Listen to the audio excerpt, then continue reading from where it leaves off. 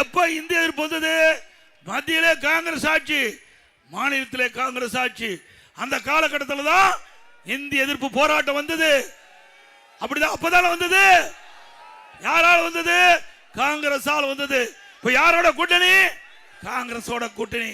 சந்தர்ப்பவாத கட்சி திமுக கட்சி. இந்த கட்சி மீண்டும் நாட்டை ஆள வேண்டுமா? ஆக காலத்துக்கு ஏற்றவாறு தன்னுடைய நிலைப்பாட்டை மாற்றிக்கொள்வார். கிராமத்தில் எல்லாத்துக்கும் தெரியும், இந்த பச்சோந்தி இருக்கு தெரியுங்களா, அடிக்கடி நிறமாறும். அது கூட கொஞ்ச நேரம் கழிச்சு தான் நிறமாறும். ஆனா இன்றைய முதலமைச்சர் ஸ்டாலின் அவ்வப்போது உடனுக்குடன் நிறமாறுகின்ற முதலமைச்சர் இன்றைய முதலமைச்சர் ஸ்டாலின் அவர்கள். அப்புறம் எப்பொழுது பார்த்தாலும் கொள்கை கொள்ளைகிறார்.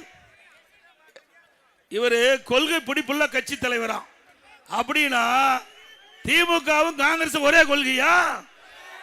திமுகவும் கம்யூனிஸ்ட் ஒரே கொள்கையா? திமுகவும் விடுதலை சிறுத்தை ஒரே கொள்கையா? ஏங்க இங்க ஒத்த கொள்கை என்று சொல்லி நாட்டு மக்கள் ஏமாற்றுறாங்க. அப்படி ஒரே கொள்கையா இருந்தா எதுக்கு தனித்தனி கட்சி? ஒரே கட்சியா இருந்துடலாமே. ஆனா பாண்டிச்சேரியில எதிர்த்து போட்டிடுறாங்க, கேரளாவில் காங்கிரஸ் கம்யூனிஸ்ட் எதிர்த்து போட்டிடுறது. அப்போ ஒத்த கொள்கையுடைய கட்சியா? நாட்டு மக்களை ஏமாற்றுறாங்கல்ல. தேர்தல் நேரத்தில் மக்களை ஏமாற்றி கவர்ச்சிகரமா பேசி பொய்யான செய்தியை சொல்லி வாக்கு கேட்கின்ற முதலமைச்சர் நாட்டுக்கு தேவையா?